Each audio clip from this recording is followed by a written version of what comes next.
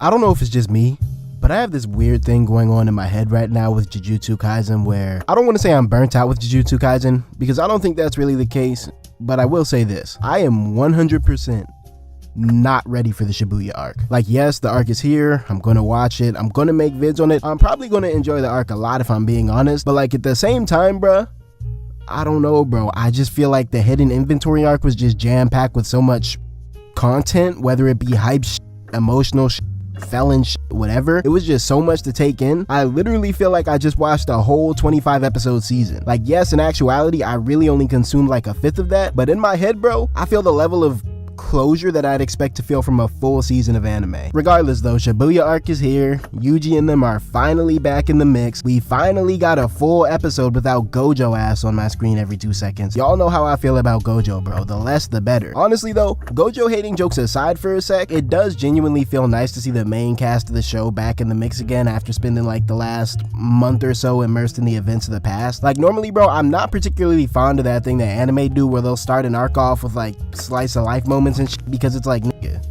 please get to the point, bro. Don't nobody care about Attack of the Earthworm 4 or whatever other type weird shit y'all got going on, bro. I want to see a nigga get smacked in his upper lip with a big ass fireball or some crazy shit. But like this time around, bro, I honestly kind of rocked with the little slice of life story they kicked off this arc with, because it's like, not only do I think the story was like an overall cute story with like a nice message about self-love and, you know, just cool positive shit, I also think that watching Yuji, Nobara, and Megumi interact with one another made me realize something that I'd never really thought of before. I really like the chemistry between these three characters. Like, I'm not even trying to gas right now, I really like their dynamic. I find myself naturally comparing the sort of Fruity and Trio dynamic that these three have going on to Team 7 from Naruto because, well, for one, Team 7 is just what I grew up watching, or reading rather, but also I don't think it's a coincidence that a Shonen Jump battle manga decided to go with the tried and true shonen formula of two dudes and a chick when it came to their main cast. The thing that I do like about the JJK posse as opposed to Team 7 though is the fact that, like, how do I put this? I feel like no one on Team JJK is bogged down by the trope that they're supposed to represent. Like, yeah, the nigga Megumi might be a little edgy every now and then, but he's not so edgy that he can't get invested in the prospect of Yuji getting into a relationship with a old girl over there, an old random girl that we're probably never going to see again in the history of the show. Same thing with the relationship between Yuji and Nobara. I definitely get Naruto and Sakura vibes from their relationship, but like their bickering seems a lot more jovial than Naruto and Sakura's did, at least from what I can remember. Sakura used to just straight up bully the shit out of Naruto, bruh. Like, she was dead ass a jerk for a very large portion of the series. Nobara, on the other hand, I'm not gonna lie, Nobara will most definitely press Yuji from time to time, but I feel much more of a mutual respect between Yuji and Nobara than I did their Team 7 predecessors. Like, Nobara was really displaying W-man's activity by trying to put Yuji on with that random girl that we'll probably never see again, and I can only imagine that Sakura in the same situation would have been doing everything in her power to try to put in a bad word for my boy Naruto. On the topic of romantic relationships though, I also like the fact that the author decided not to force some sort of contrived love triangle to be happening between our main cast, because I'm not gonna lie, bro, nobody's trying to see all that, bro. We already got the Gojo/Ghetto love story last arc, bro. We don't need any further romantic exploration for the rest of the show if it doesn't involve the likes of Mei and myself. With that said though, Nobara most definitely caught my neck when she said her heart skipped a beat at the thought of Yuji being in a relationship, because like I really thought the writers were fixing to fumble the whole trio dynamic right then and there, bro. Like, I was low-key kinda tight when she said that. Come to find out, Nobara ass was just hating on Yuji so hard that she started suffering from cardiac complications, and as the nigga who hated on Gojo to the point where he made himself physically ill for 48 hours, I can respect that level of hating dedication. On an unrelated note, I did find it odd that Yuji was so gung-ho about going to see that little worm movie he wanted to see so bad, because it's like, bro, you live in the Jujutsu world. If your ass want to see a horror movie, just step outside. There's a horror movie going down in your city right now as we speak, bro. Dog wanna waste an hour and a half in the movie theater watching Earthworm 4. My nigga, Earthworm 4 is in your world, bruh. He was just vibing on Toji's shoulder last season, deep-throating swords and shit, bro. Go ask your sensei about it. Anyway, after the first sort of slice of life half of the episode, we transition into the second half of the episode, which I can only assume is more aligned with the overarching plot of the Shibuya arc. Basically, there's a traitor in our midst. Now, when I first heard that they were opening up a traitor plotline, I was like, oh brother, here we go again, because bruh, y'all know how much anime likes to drag out these traitor plotlines, bro. Like, they'll let those drag on for 5 straight seasons only to land on the lamest traitor reveal you've ever seen in your entire life. Luckily for us though, JJK got straight to the point and basically informed us right out the gate that Mechamaru was the snitch, traitor, whatever you want to call him. Now, at first when I found out Mechamaru was the snitch, I'm not gonna lie, I was about to turn mechamaru K, because I'm sitting here watching like, bro, how dare your side character ass have the audacity to switch up on the Jujutsu gang like that? Like, honestly, bro, what is wrong with your robotical ass, bro? What do you gain from this level of L-mans? But then, like, when they went more in depth into like the betrayal as a whole, as well as Mechamaru's reasoning behind the betrayal, I found myself coming to realize 2 things. 1, it was actually only like a half betrayal to begin with, and 2, I'm not gonna lie, I probably would have done the exact same shit in Mechamaru's situation. You see, Mechamaru, he's basically like a reverse Toji in a way. Whereas Toji had a heavenly restriction that made his cursed energy weak in return for his body being strong, Mechamaru has a restriction that makes his body weak and his cursed energy strong. Or something like that. Y'all might not know this, but I actually have a heavenly restriction myself. It's called being 5'6". Basically, Mechamaru cut out a deal with Mahito where in return for fixing his body, Mechamaru will provide Mahito and Geto with the inside scoop on Jujutsu High. The thing is, both of these niggas were planning on backdooring each other the instant they saw the deal through, so it's like, can you really even call Mechamaru a traitor in the first place? You see, Mechamaru's plan was to get his body fixed by Mahito and then immediately drop Gojo the Addy so that Gojo could, you know, pull up and do what Gojo does. The problem is, Geto was moving big brain that whole time, and so he lowered a veil in order to cut off Mechamaru's communication to the outside world, and so now Mechamaru basically has to be the first nigga in JJK history to fight his own battle without having the Gojo hotline on speed dial. It was a joke, JJK fans. Get out of my comments. Relax. I don't know, bro. As much as cursed energy confuses me sometimes with like how many different moving parts it has going on, I'm not gonna sit here and cap, bro. Cursed energy has got to be one of the coldest power systems of all time, bro, because it's like, what other power system do you know that could conceivably set up a fight between a soul zombie demon and a literal Evangelion Gundam Mechazoid? Like, I don't care what you say, bro. That shit is most definitely some of the coolest shit I've seen in anime in a long time, bro.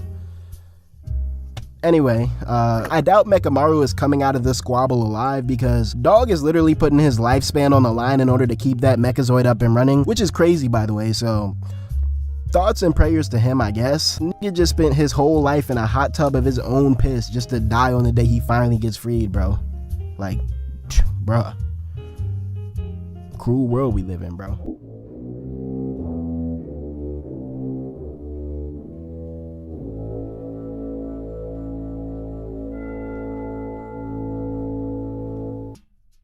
I don't know why this is, but I feel like anime studios love to lock in on the most random fights of all time, bro. Like, I've noticed, and this isn't just with JJK, by the way, but I've noticed that in general, if I start thinking about my favorite fight scenes in a season of anime, 8 times out of 10, it'll be the fight that has like the most minimal plot relevance of all time, bro. Take the hidden inventory arc as an example, bro. I already told y'all a couple videos ago that my favorite fight in this arc was the Geto vs Toji fight, right? And I'm not even gonna sit here and cap to y'all, Mappa had absolutely zero reason to snap that hard on this fight, bro. Like, let me just keep it a stack right now, bro. They easily could have allocated those resources to like Hell's Paradise or something, bro, if we're being honest right now. Like, the Mappa favoritism hierarchy with shows is like actually insane, bro. If you want to see the Mappa favoritism hierarchy in action, I got you, bro. Look no further than the most recent episode of Jujutsu Kaisen, where Mappa decided to give the side character of all side characters more frames than my nigga Eren Yeager has gotten in the past 3 years combined. Like, bro, I'm not even gonna lie.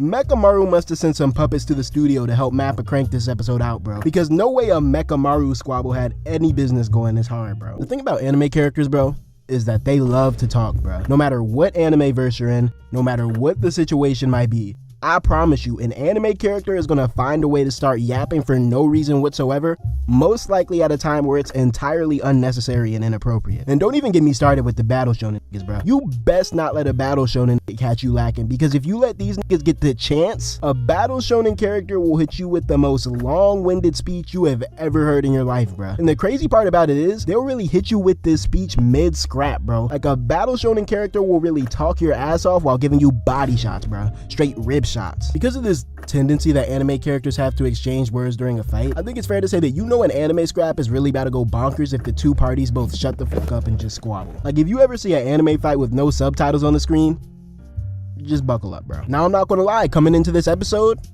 I didn't think mechamaru had it in him, bruh. At no point in this series so far had mechamaru put in any type of work that would make me think, oh yeah, mechamaru, yeah, he can run the ones with Mahito. Like, I'll be the first to admit, bruh, I didn't see mechamaru lasting more than 2 minutes in this fight, if I'm being honest. But you know what I forgot to consider? What I failed to take into account? Mechamaru has the most OP player build combination in all of fiction. Brains and prep time. In fiction, bro, it doesn't matter how strong you are, how broken your hacks are, none of that actually matters, bro, because there will always, in every verse, always be a nerd with prep time that has already calculated 150 different ways to do your ass in. When you think about it from this perspective, bro, mechamaru is actually scary as hell because this kid doesn't have shit in his life besides rage and prep time. His day-to-day literally consisted of sitting in a bathtub, being angry, and prepping for the next scrap. Like, he doesn't do shit else. He can't do shit else. And so while Mahito was just coming into this scrap role-playing as Beast Boy and freestyling random strats, mechamaru came into this scrap fighting against Mahito with strats that were specifically designed to counter Mahito's every move. Like, bro, we literally watched this nigga mechamaru counter a domain expansion and proceed to flip off Mahito in his own domain. Bro, that's tough. Or, well, it was tough. Let me put that in the past tense. Because you see, once mechamaru managed to put the work in on Mahito, he started feeling himself. He started getting excited. He started trying to be a hero. This isn't My Hero Academia, bruh. This is Jujutsu Kaisen. And the thing about JJK is that any W that you take in JJK is going to be short-lived, bruh. The smart man would have counted his blessings and gotten right up out of there the moment he got those fluke shots in on Mahito, because I'm sorry, that shit is not going to happen twice. But what did mechamaru do? He got emotional. He started trying to impress his girl. Now he's in over his head, running down on top 5 in the verse. Like, I'm sorry, bro. You're not like that, bro. Rest in peace, mechamaru, though. You were a real one for the 17 minutes of screen time that you had in the series. You will be missed. Just not that much by me, though, if I'm being entirely honest right now. The second half of the episode was dedicated to what I'm going to assume is the prelude to the Shibuya arc. I mean, it takes place in Shibuya, so I guess we know why it's called the Shibuya arc now. Because it's in, you know what, bro, just cut that shit out. I don't know, bro. I don't really have too much to say about the second half of the episode. It all just kind of gives me, like, calm before the storm vibes. Honestly, I'm just surprised the civilians aren't in mass hysteria from the barrier alone, bro. Because, like, let this have been the New York incident, bro. The Chicago incident. God forbid this would have been the Baltimore incident. Bro, Americans are not just going to sit there and respectfully call for Satoru Gojo, bro. Gunplay is going to occur, bro. Let's just keep it a stack right now. And I mean, we already know from the last arc that the ghetto can't really handle gunplay like that. So, like, I don't know, bro. Low-key, if this had been the America incident, I'm more scared for the curses than I am the citizens, bruh. I got my money on the American people in 5, bruh.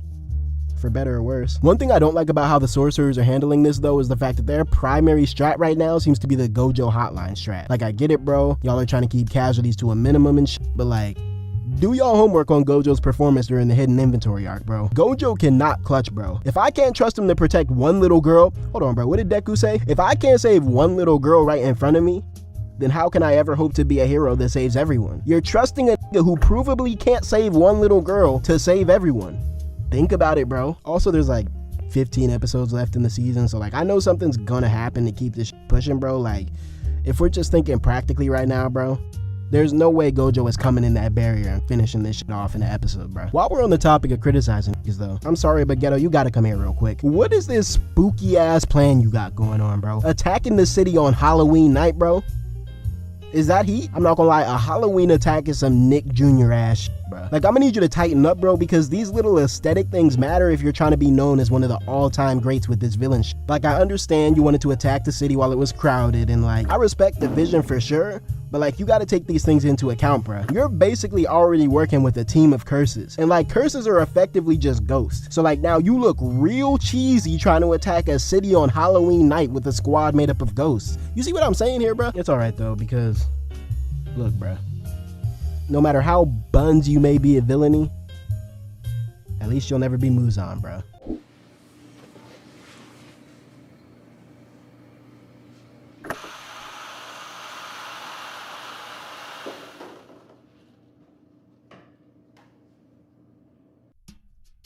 I'd say that being a good main villain is actually a decently difficult task because to be a good main villain, you gotta have a lot of different bases covered. First and foremost, what the hell? First and foremost, you're gonna need strength. If you're not like at least top 3 to 5 strongest in your verse, just go ahead and put the villain down, bro, because it's not for you. Honestly, I feel like if you're not top 5 in your verse, niggas aren't even gonna take you serious to the point where you can be a main villain in the first place, bro. Like, if people don't see you as a genuine threat to the world as they know it, your days of felony are cooked, bro. Just go get a day job or something at that point. Like, I heard Arby's is hiring niggas to pretend like they eat there. The second most important thing that you're gonna need for your main villain career to be successful is smarts. Now, some might argue that smarts is actually more important than strength when it comes to villainy, and although I can see the merit in that argument, I think it really varies on a verse by verse basis. The main reason I put strength on top of smarts for the sake of this video though is because of the fact that I've noticed that in most verses, at least anime verses, the effectiveness of smart niggas starts to dwindle as the strong niggas start hitting harder and harder. Like, bro, in most verses it usually reaches a certain point where like, it doesn't matter how smart you are, how intelligent you are, how many IQ points you got floating around in your dome, it's gonna reach a point where no amount of brain meat can really save you from the ass whooping you're gonna catch from a nigga who can eviscerate a mountain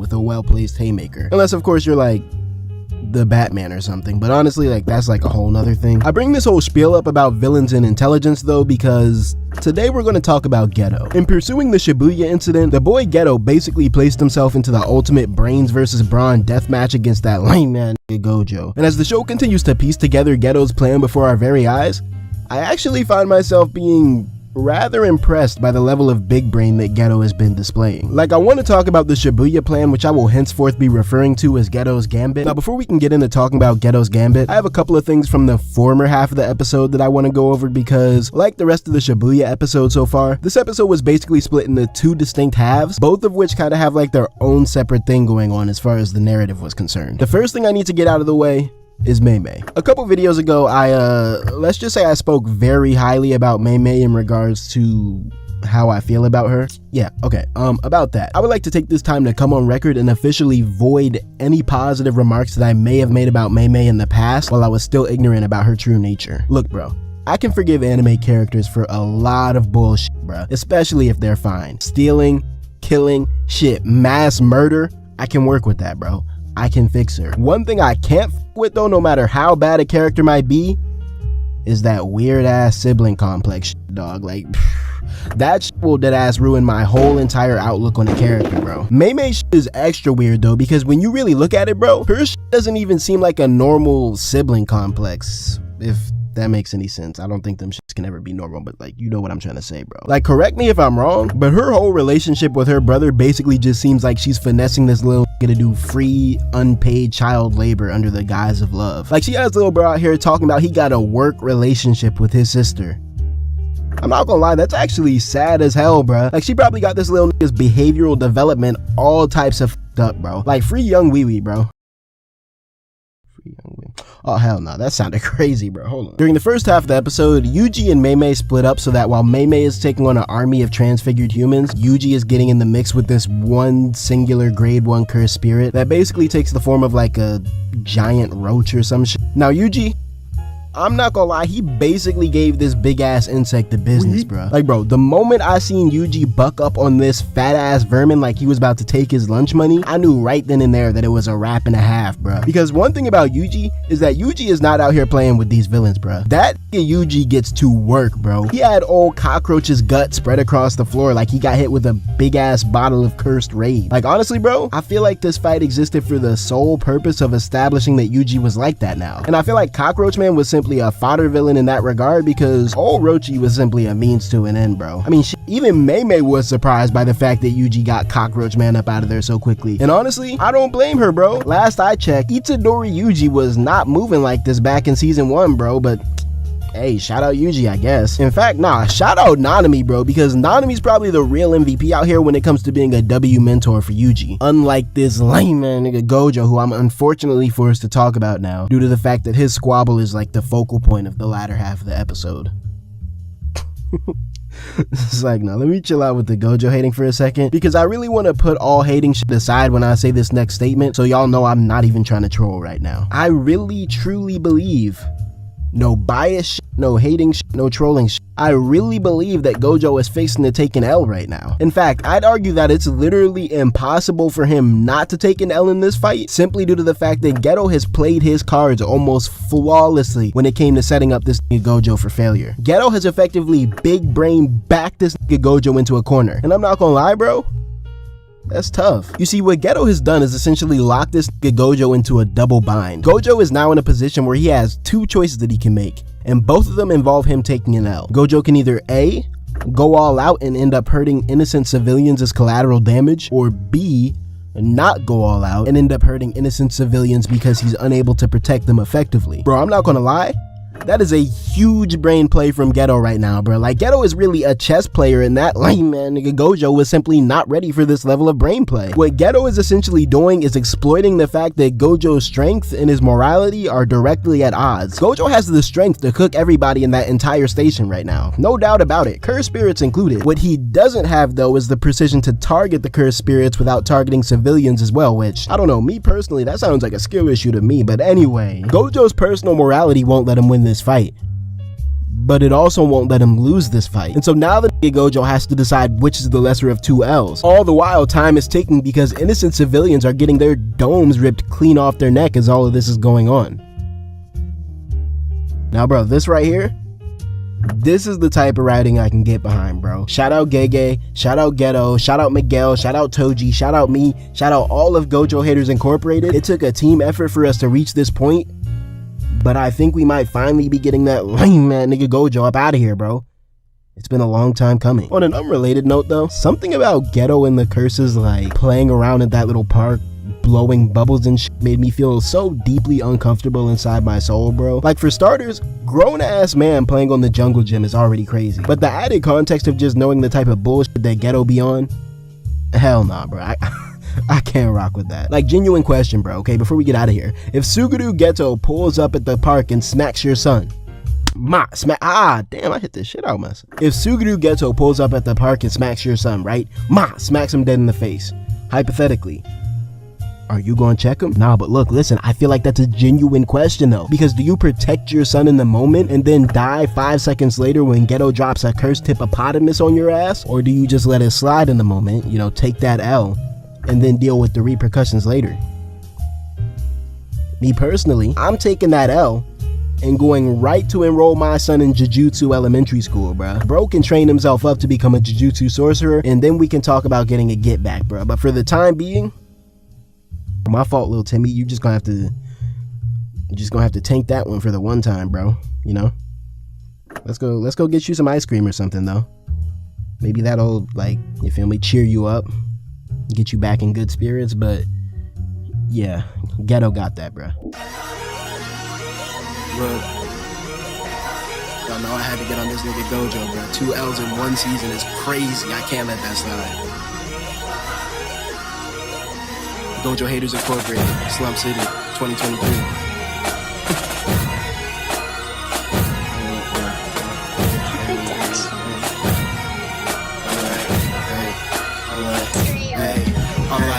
Whoa, nigga got boxed up. Gojo got sealed like Kurama. They took his chakra. Nigga got sealed like a pint of red. Who tryna walk up? That nigga talking about I am him. Nigga, you washed up. That nigga had the 6 eyes and shit. Nigga still got snuck. That nigga thought Geto died and shit. Nigga was shook when he popped up. Ego was on that Isagi shit. Now his ass blue cause he locked up. That nigga talking about I am him. Nigga, you not tough. Stick to the plan. Toji hit you with the fan. Geto just gave you a ban. 2 L's in 1 season. Damn, that's a hell of a span. Nigga, you should've just ran. Really, the arc just began. Gojo performance was poor. Gojo got put in the storage. Gojo done fumbled the war. Y'all should've sent he to door. Gojo the haters in court. I'm here to settle the score.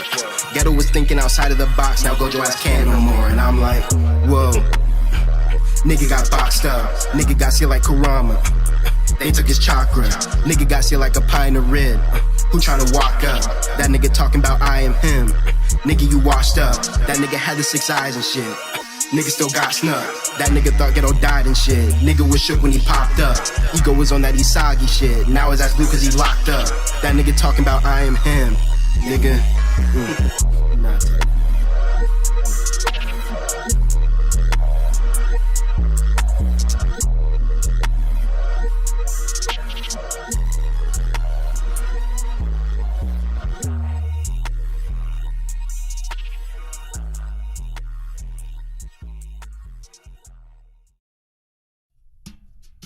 Now look, I'm sure you all have probably heard the breaking news by now. Gojo, do I even have to say it, bro? Like, real is it entirely necessary for me to say this right now?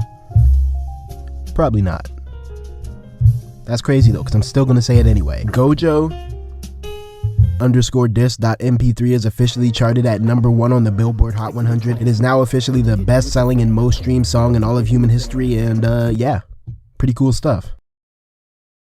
Oh yeah, and Gojo got sealed too. You know, as the presiding hater-in-chief representing Gojo Haters Incorporated, it is my job. No, it is my duty to hate on everything that this Gojo does. Now look, bro, I'm not gonna lie.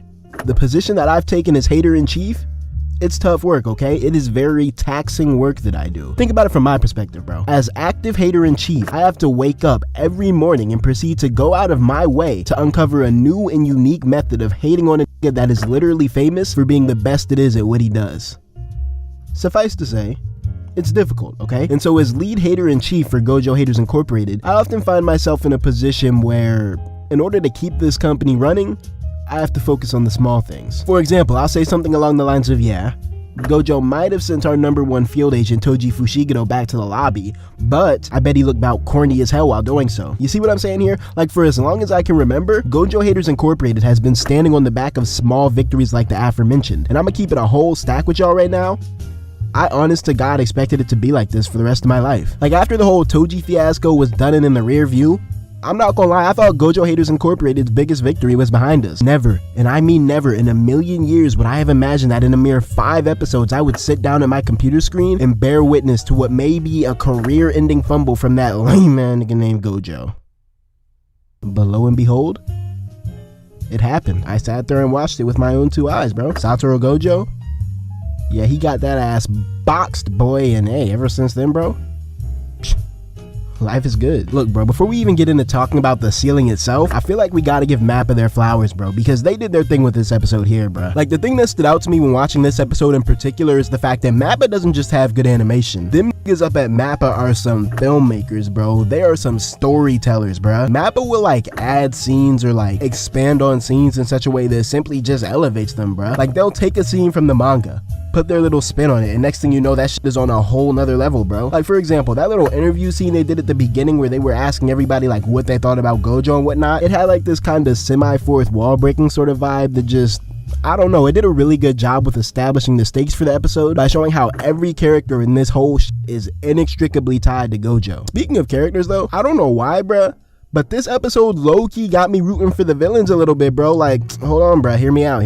The nigga Ghetto, rest in peace to him, okay? But he was most definitely tripping, dog. His whole human extermination plan, monkey bull, like, yeah, it was cool. You know, I respect his dedication to the craft of Gojo hatred, but like, at the end of the day, yeah, he can hold all that, bro. I'm sorry, bro. Ghetto's villain plan was about dumb as hell. Let's just be real right now, bro. Like, looking back, did bro even have an actual plan regarding how he was gonna enslave humanity? Or was he just like freestyling it? Now this new dude, all right, brain parasite curse thing, whatever we got going on, listen, I want to hear bro out, bruh. I want to hear what he has to say, because you know how anime villains be, bruh. Half the time the villains in anime will dead ass have stronger philosophies than the heroes, and I don't know, bruh. This seems like a very intelligent brain parasite, bruh. All things considered, he did manage to seal Gojo, so like, look, this is just me, but I feel like he's already using that body better than Ghetto ever did, bro. Like, no offense to bro, rest in peace, but like, let's just be real right now. Another curse I low-key found myself vibing with this episode, surprisingly enough,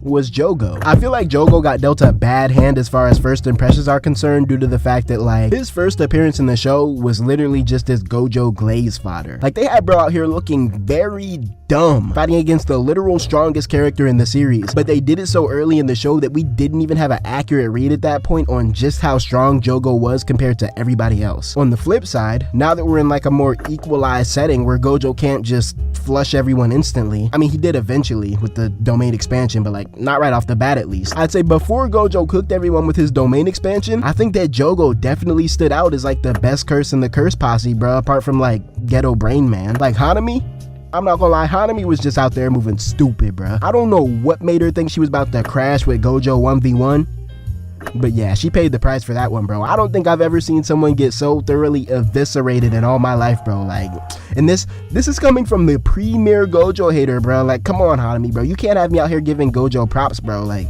shit, bro. It's a bad look. Mahito, I mean, he's cool, I guess. I feel like he probably has the potential to be the strongest out of all the curses because, bro, that is just busted, bro. Like, a whole train full of transfigured humans is crazy, bro. The problem with Mahito, though, is that dog is honestly just childish as hell, bro. And there's simply no way around that fact. Like, the moment I saw him and Nanami playing with Bubbles last episode while Ghetto Brain and them were trying to lock in and come up with a plan, I knew these two were destined for some L's, bruh, and lo and behold, Nanami ass got popped like a bubble, and Mahito, I mean, he hasn't really taken that much of an L yet besides getting domain expanded, but still, bruh, I bet a Ghetto Brain Man had never come in clutch and packed up Gojo, Mahito playful ass would have been next in line. Choso, I don't really got much to say about him, if I'm being honest. His emo ass was out there bullshitting, bro. Like, his head simply wasn't in the game. Choso ass most definitely clocked into the Shibuya Incident and started putting in bare minimum effort on the clock. And you know what? I kinda respect it, bro, because I know Ghetto Brain Man is not giving them no type of overtime pay for fighting Gojo, bruh. He spent the overtime bread on that Banana Republic ass turtleneck he tried to randomly pop out with in the middle of the episode. Also, speaking of the curses, bro,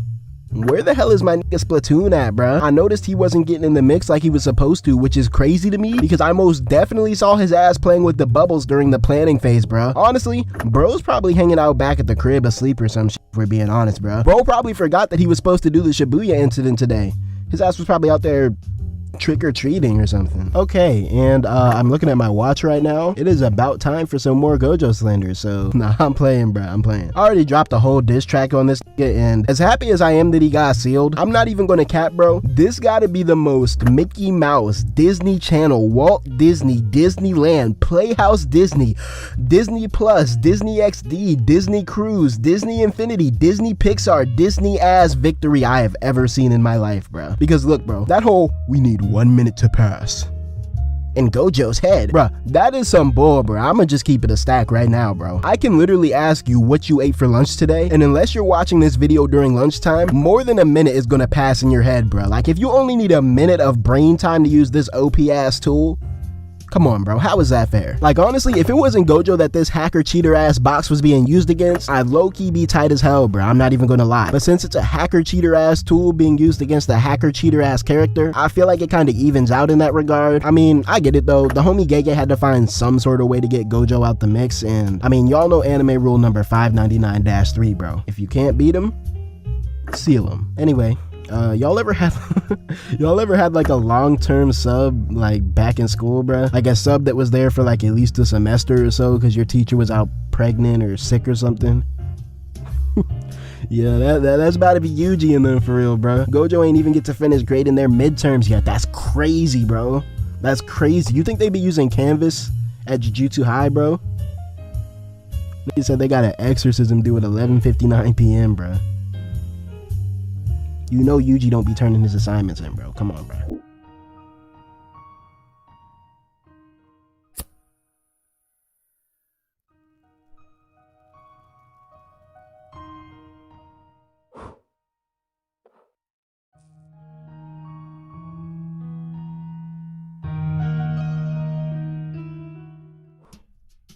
With Gojo having been boxed up in the most recent episode of Jujutsu Kaisen, the Sorcerer Squad is now unfortunately in a position where they can no longer call on their older brother to fight all their boss battles for them. Now, I know I troll a lot with the Gojo hatred on this channel, but for a brief moment, I actually want to get serious. After we enjoy celebrating this Gojo cake. Okay, but now, all jokes aside for a sec, I have a hunch that you niggas might have gotten lost in the sauce at some point. Like, I feel like somewhere along the way, the raw intensity and commitment of my Gojo hatred began to overshadow the reason why I hated Gojo in the first place. Honestly, I wouldn't be surprised if a lot of you watching don't even know why I have such a visceral distaste for Gojo. And so before we even get into y'all thoughts on the episode, I want to have a quick return to form and talk about why I started hating Gojo in the first place. I don't really hate Gojo due to his canon qualities or behaviors, although those two things definitely don't help. I hate Gojo for two main reasons. One, he is entirely overglazed by the anime community as a whole. And two, Gojo's presence, in my opinion, just obliterates any large-scale stakes that the series of Jujutsu Kaisen can have. Now that first reason, I'm not gonna cap, there's not that much that can be done about that. All I can do is continue to spread the good word of Gojo negativity and hope to restore some semblance of balance to the community. But that second reason, the one about Gojo's presence messing with the stakes, well, now that he's clearly not present anymore, I feel like I can finally take the stakes in Jujutsu Kaisen seriously again, and I'm not gonna lie, it feels good to be able to say that. They're really honing in on the cinematic aesthetic for this arc. There are some clear differences in representation between the manga and the anime, but the anime is doing a great job of expanding the fights in the source material. Now granted, I'm not all that familiar with the source material to the point where I can really talk about it in depth. Like, all I really know is a few panels I've seen here and there, but you know what? I'm not even gonna lie, the main thing that stood out to me in this arc was Gojo being sealed. Man, but apart from that, it's most definitely like the cinematic approach that MAPPA has taken so far with covering this arc. I talked about it briefly in my last video, but I feel like the little filmic shit that MAPPA's been doing with each episode is really making this arc feel like its own little self-contained movie in a way. Like during the Gojo sealing episode, for example, I thought it was cool that they sort of framed the whole episode with like this reoccurring theme of a game of mahjong. Granted, I don't know damn squiggly about mahjong or how to play it, so realistically, I probably wasn't even fully tapped into the full extent of the metaphor, but still, bruh, I understood enough that I could appreciate what they were trying to do, or like at least what I thought they were trying to do. Another thing I liked, bro, as far as the cinematography is concerned, is the random little mechamaru boot up screen they started off this episode with. The crazy part is though, if you actually pause the episode and read what's being said on that little boot up screen, tell me why it says the driver for the mechamaru airpod was triggered by Satoru Gojo being sealed. Yo, how the f did Mechamaru know to put Gojo being sealed as an edge case in his code, bro? How did he know they were fixing to seal Gojo, bro? I'm not gonna lie, Mechamaru? We gotta talk some more about Mechamaru, bro. Mechamaru ending up a go-go gadget after getting his body back and piloting a kaiju killer has to be the biggest troll ever. Man's got no play with his new body. Tragic. The crazy part about Mechamaru coming back from the dead in the form of an AirPod is that Mechamaru might have just unknowingly put himself on the all-time list, bro. After this most recent episode of Jujutsu Kaisen, I'm pretty sure I could say, correct me if I'm wrong, but I'm pretty sure I could say that Mechamaru is the most prolific snitch in all of anime history, bro. Like, think about it, bro. Just for a second, bro, let's go over Mechamaru's track record in snitching, because I don't think, again, correct me if I'm wrong, but I don't think I've ever seen a character in my life that had this level of dedication to pure, unadulterated snitchery, bruh. We started off this arc with Mechamaru snitching on his homies, right? He was feeding info to Ghetto Brain in them, and yeah, y'all know what happened. Fast forward a couple minutes, right? Now he's in a fat ass mechazoid trying to reverse snitch on the people that he originally snitched to. Now, we all know how that ends up, right? He gets his ass murked and yada yada yada. But instead of just, you know, dying a normal death and being, well, dead, bro says, I got one more in me, and revives himself back from the grave just to indulge in post-mortem snitchery and let Yuji know that Gojo had been sealed. Bro, I know Ghetto Brain was about mad as shit when he saw Mechamaru's little snitch bot stalking him, bro. And like, to be honest, I can't even really blame him, because Mechamaru most definitely sold any element of surprise that the Curse Posse would have had on the sorcerers. Like, I'm not gonna lie, Mechamaru might low-key be MVP of the arc right now just for that clutch-ass snitchery he put in, but I don't know, bro. We'll see how the rest of the arc plays out, I suppose. Someone gotta put an Amber Alert out on Mei's little brother. Yeah, I'm not gonna lie, every new episode that drops makes me more and more regretful of ever simping for Mei, bro. Because it's like, yeah, she's fine or whatever, but this woman is just a straight up sociopath, bruh. And that's simply an undeniable truth at this point. Like, the whole sibling complex, that was already bad enough, bro. Like, under no circumstance should a younger sibling ever be looking at their older sibling with these eyes, bruh. But low-key, dog, I can't even lie, her pretty privilege was making me almost want to let that one slide, bruh. Almost. But now, yeah, nah, I most definitely can't let her slide, bro. Because no way her greedy ass just asked a dead man if his bank account was still active, bro. Like, I'm not gonna lie, asking for the PIN numbers before giving my nigga a rest in peace is crazy, bro. Like, first of all, I promise you Mechamaru don't got nothing for you in that account, bro. His ass probably died in wild debt from trying to finance that giant mechazoid. But regardless, bro, there's something about the white-haired characters in this show where they just can't be regular functioning members of society, huh? Like, they always gotta be on some weird ego cocky shit, bro. Like, I don't know, bro. Somebody's gotta look into that correlation, bro. These Jujutsu Kaisen white hairs, bro, there's something up with them. Ghetto for real fighting off his brain. I'm not gonna lie, I think this gotta be one of the most interesting yet underexplored scenes I've ever seen in my life, bro. Because they really just casually threw out so many fire concepts in this scene and then simply just moved on. Like, first of all, this scene basically just gave us confirmation that 𝙏𝙖 is not entirely dead, because like, how would the nigga manage to choke himself if he was actually dead? I'm not gonna lie, this is how I know Gojo is most definitely the ultimate troll, bruh. Because dog essentially instigated 𝙏𝙖 from beyond the grave, talking about, damn, you gonna let him do your body like that?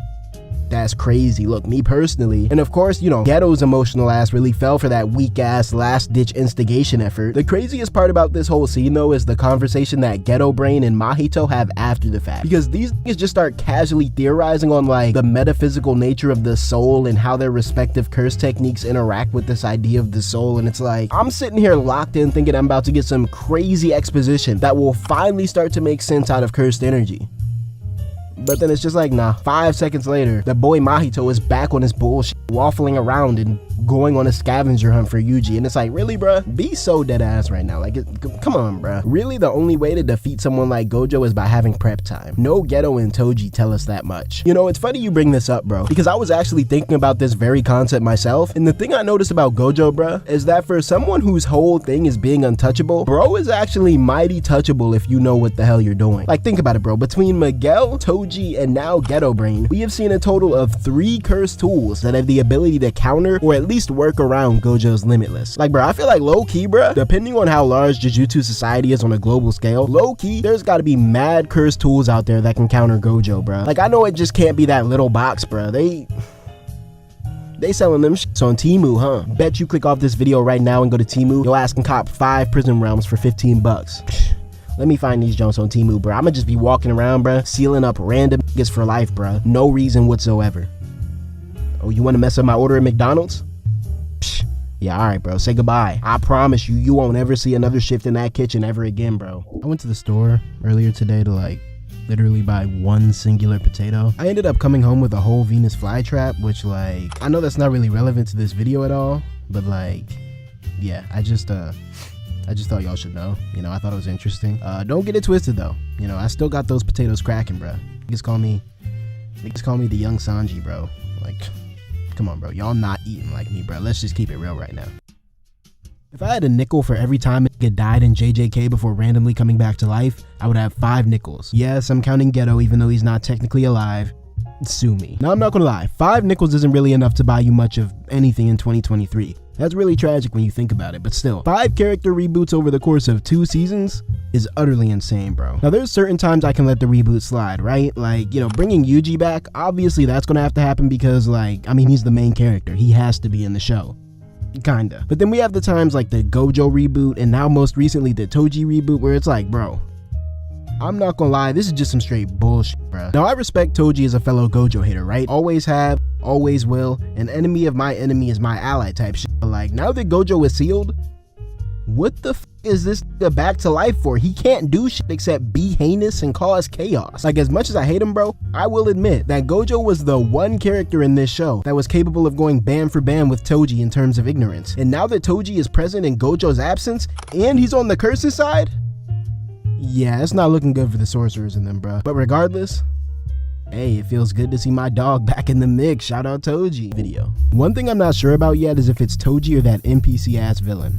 Either way, that's hype. You know, Dragor Gamer 7377, I'm actually with you on the sentiment of this comment, and I'm surprised that I didn't see more comments like this one to begin with. Like, honestly, bro, I feel like Toji being back just drummed up so much hype that niggas didn't even really stop to consider the ramifications or even the logistics of this nigga being revived in the first place. Like, bro, don't get me wrong, from a viewer's perspective, I am just as excited as the next guy to see this nigga Toji get back to doing diabolical deeds. But like, at the same time, bro, I need to know before I really get hyped, bro. Is this actually the real Toji Fushiguro, or is this just like a nigga with a blonde mohawk role-playing as Toji through the power of cursed voodoo magic? Because depending on how this question is answered, I have to approach this plot point in 2 entirely different manners. If and only if this is the real Toji Fushiguro, welcome back. You know, since you've been gone, things have been pretty interesting to say the least. McChicken is like $3 now, so like, yeah, that's crazy. You know, I know back in 2006 that was like what, 99 cents. Yeah, inflation's going crazy. On the bright side though, Gojo got cooked again, so you know, it kind of balances out in a way. On the flip side, if you aren't the real Toji and you're just like a cosplayer who's borrowing his corpse, I'm not gonna lie, shame on you, because the dick eating is crazy right there, bro. Stealing his powers is one thing, but stealing the flow of his whole body in the process? Yeah, that's fan activity right there, bro. You gotta do better, bro. You and Auntie over here are basically some groupies for this, I'm not gonna lie. JJK really can't go 2 episodes without jumping. This is true. This is very true, actually. JJK characters be jumping the shit out of each other, bro. And you know what? I'm not even mad at them, bro, because I do the same thing my damn self. Anime characters, nah, actually, fictional characters in general love to be on their high horse when it comes to running ones, bro, talking about, you stay out of this one. This is my fight to fight. If I gotta fight a Freakazoid supervillain and the homie wants to jump in with me, what's up, bro? You're my evil twin now, bro. You flank left, I flank right. Because at the end of the day, bro, 2 fists are better. Nope, 1, 2, 3, 4.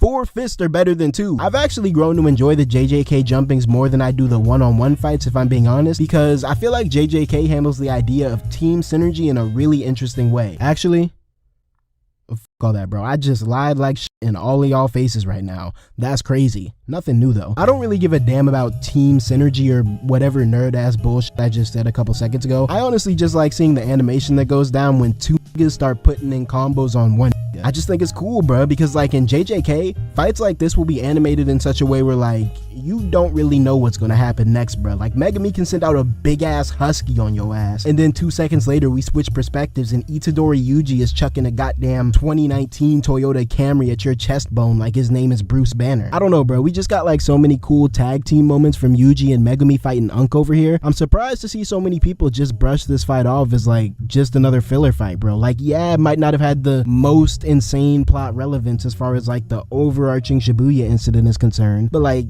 come on, bro. Like, not every fight in the show has to be Sukuna versus Jesus Christ, bro. Like, come on, bro. Like, let Unk get his burn for an episode or 2, bro. Like, look, bro, I'm not gonna lie, I respect Unk, bro, because Unk is really honest as hell, bro. He kept it a stack, bro. He said if Gojo wasn't sealed, his ass would have been asleep in the crib. He said his ass would have been asleep in the crib. He kept it a stack, bro. You gotta respect Unk, bro. Gojo is sealed and the animators had to give us a flashback to glaze him even more. Gojo must have gotten sealed in the Mappa offices because there's no way this man should still be on my screen. I hope this show gets over its undying obsession with shoehorning Gojo into every single plot point and character interaction possible, because it's really starting to get annoying at this point, bro. Like, I sit down to watch this episode, giddy as hell to finally see how these characters interact in the absence of Gojo. But nope, we just can't win out here. Like, my personal vendetta aside, bro, genuine question, what the hell does this flashback add to the story that we didn't already get through like the Toji flashback in the last arc? We already know that this little nigga changed the tide of the Jujutsu world. We already know that the old heads are scared of him apart from my nigga Miguel. If anything, bro, I feel like this actually took away from Unk and Auntie's characterization, because before they randomly turned the flashback into yet another Gojo Glaze session, I feel like the flashback actually did well as like a rare insight into the darker side of Jujutsu society with like the whole assassin and serial killer plot lines that they had going on. I don't know, bro. I think I'm gonna let it slide for now because realistically, like, you know, we're still only a single episode removed from the Gojo dynasty, and, you know, Studio Mappa might still be having a hard time dislodging Gojo from their trachea. So, you know what? Yeah, I'm gonna give him grace. I'm gonna let it slide for now. But look, bro, let this be the last time I have to bear witness to uncalled for Gojo glaze in my post-Gojo utopia. Capiche? Oh, alright then. I knew some kind of tomfoolery was afoot for Ino when I seen that flashback of him with Nanami, but as an anime only, I never in my life could have anticipated the way he got rocked. Crazy part is, bro, I was really starting to rock with Ino too, bro. Like, his powers seemed interesting. Okay, his little Nanami backstory was cool. You know, he seemed like a really respectful, humble kind of guy. Personally, I'm not really a shiesty wearing nigga myself, alright? But I know niggas will find any reason whatsoever to throw on the shiesty, so I gotta respect it, okay? All in all, the homie didn't deserve to go out in the way he did, bro. Let's just keep it entirely honest right now. He was up on top of that building, minding his own business, running a fair, balanced 2v1 fade, when all of a sudden Auntie over here decided to activate goddamn cheat codes and turn Nephew into one of the most OP characters in the entire verse, bro. I know that earlier in the video I expressed my confusion regarding whether or not this was the actual Toji or like some role player or whatever, but looking back, bro, I think I'm gonna have to err on the side of believing this is the IRL Toji, bro, because there's only one character that I can think of with the capability of moving as despicably as what we witnessed during this fight right here, bro. Look, I've been watching anime for a minute, bro, and as a result, I have seen many niggas get speed blitzed throughout my life. It's a pretty typical occurrence in anime, but y'all, I'm not gonna lie, this gotta be the first instance I have ever seen in my life of a nigga getting speed blitzed into disrespect. Like, bro, I'ma just keep it real right now. Toji might have just changed the whole game right here, because he easily could have speed blitzed the nigga Ino and one-shotted him in the process. But he decided, nah, I'ma speed blitz, snatch this nigga shiesty clean off his dome, and then proceed to beat his ass into a bloody pulp for God knows what reason. This beatdown had to be crazy because they really decided to off-screen this ass whooping. This is the same show that like 30 seconds prior showed a nigga's scalp getting opened up like a Ziploc bag from the back. So like, if they thought that was okay to show, but not this ass whooping, oh boy, bruh. Thoughts and prayers to Ino, bruh. I can only imagine. Golly, bro.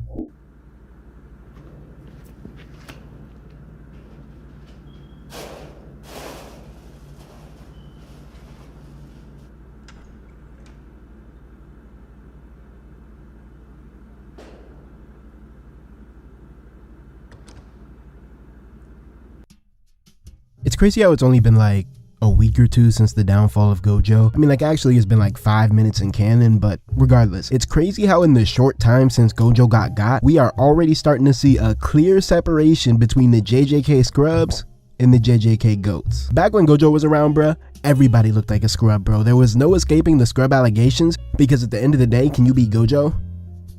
Not talking to you. Like, come on, bro. Let's just keep it real right now, y'all. Niggas did not know Nanami was moving like this back when Gojo was around, bro. Like, sure, he had his cool moments back in season 1, but nothing like this, bro. Even Mei wasn't really even stepping for real until like this past episode, bro. Like, all she had done up until this point in the series was look hot, be very weird, and play ping pong. Now, I will concede, alright, that despite my personal hatred, the concept of Gojo's character was interesting at first. But at least for me, bro, the whole shtick of Gojo being the strongest got old pretty quickly, and I found myself wanting to see what a more attainable version of strength looked like within this verse. The Zero movie kinda scratched the itch a little bit with Yuta and Rika, but then again, it's like, where the f is this broken ass nigga now that Gojo has been sealed? Is he still up in Africa neck nuking burritos with Miguel while everyone else is out here risking it all in Shibuya? That's a whole nother thing though. I bring this all up to say that in this most recent episode of Jujutsu Kaisen, they are finally cooking what I want to eat, bro. We're finally getting to see the supporting cast tee up in their own solo fights, or well, at least like semi-solo fights, because like, you know, there ain't no one-on-ones in JJK. But look, bro, regardless,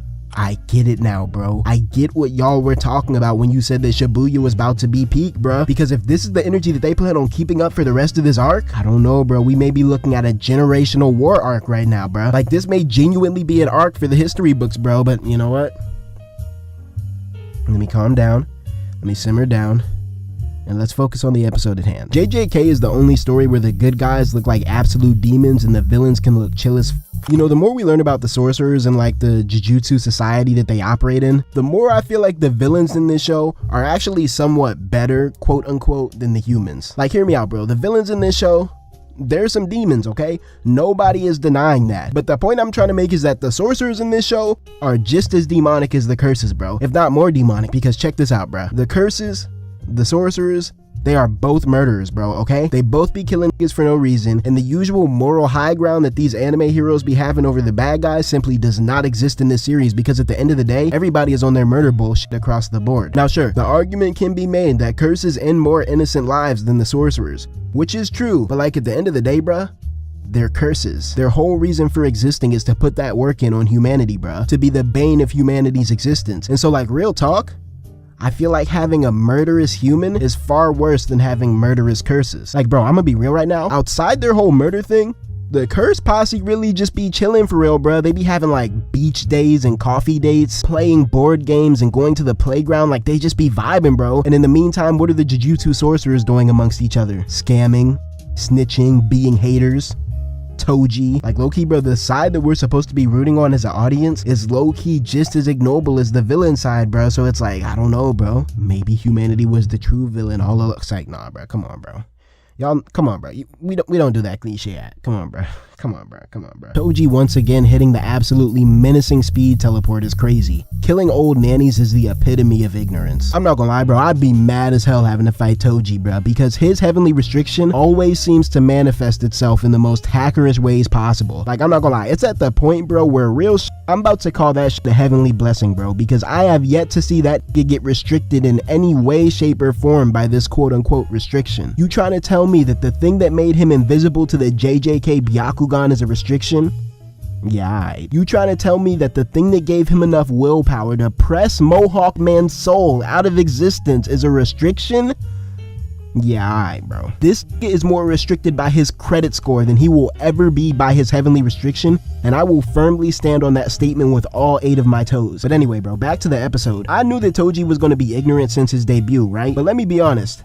I thought he was a bit better than big bodying old ladies. In hindsight, I don't know why I thought that for real. Like, I don't think he's shown a single on-screen shed of positivity in the entirety of his screen time so far, but still, bruh, him speed blitzing an auntie like this was absolutely crazy. As a speed blitz connoisseur myself, I'm actually really fond of how Mappa went about visualizing this blitz in particular, because everything from the camera angle to like the sudden lack of sound that the scene had just did a really good job at making me feel how fast this was really moving. Like, I'm not gonna lie, this might be the first time, bro. This might be the first time, I think in maybe all of my life, that I have been genuinely scared by how fast the was depicted in fiction. And I'm not gonna lie, that shit is hard as bro. No wonder he was able to duck the responsibility of raising his son for so long, because it's like, who's gonna catch him, bro? Wally West?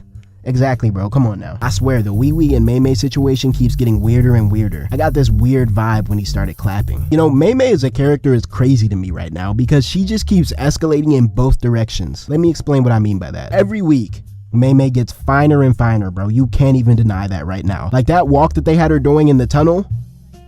Golly gee, bro, that shit had me ready to absolve her of all of her sins on the spot, bro. I'm not even gonna lie to y'all. But then it's like, I can't really ever keep that energy with her for real, because the badder she gets, the more crazy they be revealing that she really is, bro. It honestly just keeps getting progressively worse and worse. Like at this point, bro, we are hearing it from the horse's mouth. This woman is a sociopath, a self-proclaimed sociopath at that, bro. She said it with her own 2 lips when she was getting ready to big body Jake the dog and Finn the human over here. I value human lives based on how much they benefit me. It doesn't get more clean cut than that, bro. That is a case of severe untreated demonics, bro, and I can't let that slide, bro, no matter how sexy the animators might try to make her. I'm not gonna lie, bro, for a second I thought that Ghetto Brain was tapped into the 𝙏𝙖 rescue mission when he walked down on 𝙏𝙏, bro. Like there was a sliver of hope in me that 𝙏𝙏 was gonna get sealed like her white-haired homie and 𝙏𝙖 would be taken to CPS, but nah, bro, what ended up happening, I'd argue that it was actually more disrespectful than getting sealed, bro, because Ghetto basically pulled out a random curse and told it to handle his light work while he went off to do Lord knows what, to be honest. I think they're setting up this fight with the smallpox demon to be like 𝙏𝙏's glaze moment, so to speak. Like I think we're really about to see her lock in and show her true potential, which is cool because, like, you know, W strong woman character. But all I can ask moving forward is that she just calms down with the 𝙏𝙖 shit, bro, because it's like I want to like her character so bad, bro, but as it stands, I just can't. Deep down, Nanami can never stop being a good person who feels pain and anger when he sees those around him suffering. Absolute W character. Might be the best in this series for me. Yeah, I'm not even gonna lie, Green Apple 80/40. Nanami is the best character in this series for me personally. I don't even think that's like a remotely hot take after this most recent episode, but as a nigga who rarely cares enough to even declare a favorite character in most shows, me claiming Nanami as my favorite character, this is a big moment, bro. Before this episode, I would say that I had a lot of respect for Nanami. The only problem that I really had with Nanami coming into season 2 was that he just didn't stand out to me, right? And like that's to no fault of his own, really. I just feel like he was written in such a way where he's this normal ass dude hanging out amongst the rest of the first grades and special grades who are all like these really weird, kooky, eccentric type characters. And looking back, I think that because he came off as so normal in their presence, my brain gaslit itself into thinking that normal equates to weak. Let me just keep this short, bro. I was wrong. This is not weak. I'm not gonna lie, I was downplaying Nanami. And then I saw him shatter a sword blade with his peck. I'm not gonna lie, you were downplaying Nanami. And then you saw him gut punch and so hard that he knocked the lights out. Allow me to clarify. He did not knock his lights out. He knocked the lights out. As in, the Ika cut the central power grid of the building with a single body shot. Getting pulverized like this while inside of a shopping mall has to be a crazy experience, bro. Because imagine this big ass named Nanami grabbing you by the follicles of your hair, and the last thing that you see before getting pounded through 3 separate layers of concrete is a Charlie's cheesesteak and a kid's Foot Locker. I'm not gonna lie, Nanami. Go ahead and get you a cheesesteak, bro. It's on me. Hey, bro, what do you... Hold on, bro. Who said you can get fries, bro? My fault, bro.